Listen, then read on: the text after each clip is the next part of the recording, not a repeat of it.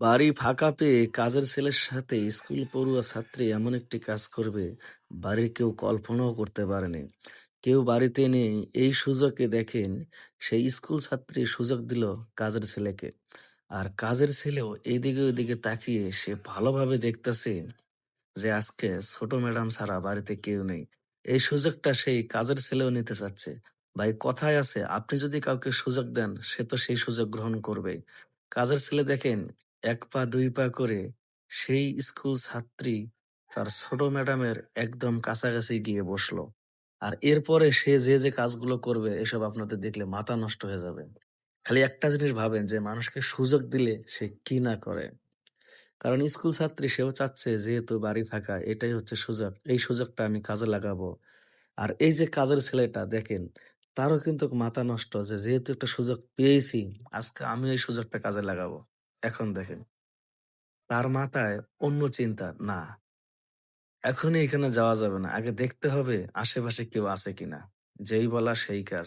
এখন দেখেন, সে এই রুম থেকে বের হয়ে সরাসরি চলে গেল মেন দরজায়। এখন দরজায় গিয়ে দূরবীন দিয়ে দেখতেছে যে বাইরে কেউ আছে কিনা। দেখতেছে কেউ নাই। মানে দেখেন তার কত বড় সাহস! সে একটু সুযোগ পেয়েছে। আর সেই সুযোগটা দেন সে কিভাবে লাগায়। এখন ভাই, এখানে আপনারা হয়তো বলতে পারেন যে কাজের ছেলেটার দোষ আছে। কিন্তু আমি মানি। কিন্তু এটাও মানি যে কাজের ছেলেটাকে সুযোগ কে দিল?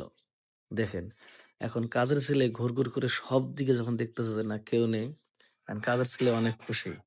তার মানে আমি আর ছোট ম্যাডাম ছাড়া কেউ নেই। যাক, এই সুযোগটা আমাকে কাজে লাগাতেই হবে। সে আবার তড়িঘড়ি করে চলে গেল সেই তার ছোট ম্যাডামের রুমে। দেখেন, তার ছোট ম্যাডামও কিন্তু ঘুমিয়ে রয়েছে। ছোট ম্যাডাম আসলে ঘুমিয়ে না, সে ঘুমের ভান ধরে রয়েছে। দেখে যে কাজের ছেলে তার কাছে কত দ্রুত আসে। সে কিন্তু মনে, মনে চাচ্ছে যে কাজের ছেলে এখনো আমার কাছে আসে না কেন? আমি তো এটাই চেয়েছিলাম। কাজের ছেলে দেখেন সাহস পাওয়ার পর সে কিন্তু ঘরের দরজাও লাগিয়ে দিয়েছে।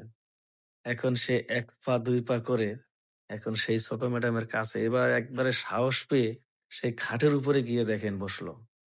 চিন্তা করা যায় মানুষকে সাহস দিলে কি না হয়। আর স্কুল ম্যাডাম না, স্কুল ছাত্রী তো এটাই চাচ্ছে যে সে আমার কাছাকাছি আসুক। দেখেন সে এইদিকে ওইদিকে তাকিয়ে তার মনে এখন ফুল সাহস যে সে বুঝতে পেরেছে যে এই সুযোগটা যদি আমি কাজে না লাগাই আর কোনোদিন হয়তো পাবো না। এবার দেখেন, মেয়েটা লাফ দিয়ে উঠেছে। কি ব্যাপার? রহিম ভাই, তুমি এই জায়গায়? তখন সে বলতেছে, না, আমি এমনি এমনি এমনি এই কথা বলতে বলতে হট করে পিছনে ওই যে তার সেইটা দেখাচ্ছে যে আসলে আমি এটা দিয়ে ঘর পরিষ্কার করতে এসেছিলাম। তো বলছে, ঠিক আছে বুঝলাম, কিন্তু তুমি আমার ঘরের দরজা কেন লাগিয়েছো? সে বলতেছে, না, আসলে আমার ভুল হয়ে গিয়েছে। এখন বিষয়টা হচ্ছে, আমি সব ক্লিয়ার করে বলি। এই যে স্কুল ছাত্রীকে দেখতে পাচ্ছেন, এ যখন ওয়াশরুমে যায় বা গোসলখানায় যায়, তখন এই কাজের ছেলে ঘুরঘুর করে তাকে দেখে। তার অনেকদিন সন্দেহ হয়েছে, কিন্তু তাকে এতটা বিশ্বাস করে এইজন্যে সে তাকে কিছু বলে নাই। আজকে যেহেতু বাড়ি ফাঁকা পেয়েছে, এইজন্য সে তাকে পরীক্ষা করার জন্য ইচ্ছাকৃতভাবে তার ঘরের দরজা খুলে রেখে সে শুয়ে রয়েছে। সে দেখতে চেয়েছিল যে আসলে কাজের ছেলে আমার কাছে আসে কিনা বা তার চরিত্র কিরকম। এখন দেখেন তার চরিত্র তার কাছে ধরা পড়ল। এইরকম কিন্তু আমাদের আশেপাশে রহ আছে যে আমরা যাদেরকে বিশ্বাস করে বাড়িতে রাখি, তারা কিন্তু আপনার বিশ্বাসের মর্যাদা সবাই রাখবে না। যেমন এই কাজের ছেলেটা সুযোগ পাওয়ার পরে দেখেন সুযোগটা কাজে লাগাতে চেয়েছিল।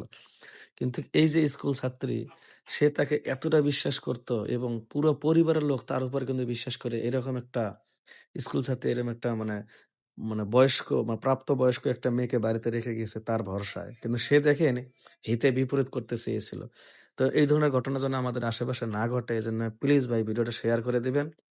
এখান থেকে হয়তো অনেকজনে বুঝতে পারবে যে কাজের লোক বা যে কাউকে বাড়িতে রাখেন না কেন, অবশ্যই তার মানে ভালো আচরণ, ভালো ব্যবহার দেখে রাখবেন। আল্লাহ হাফেজ।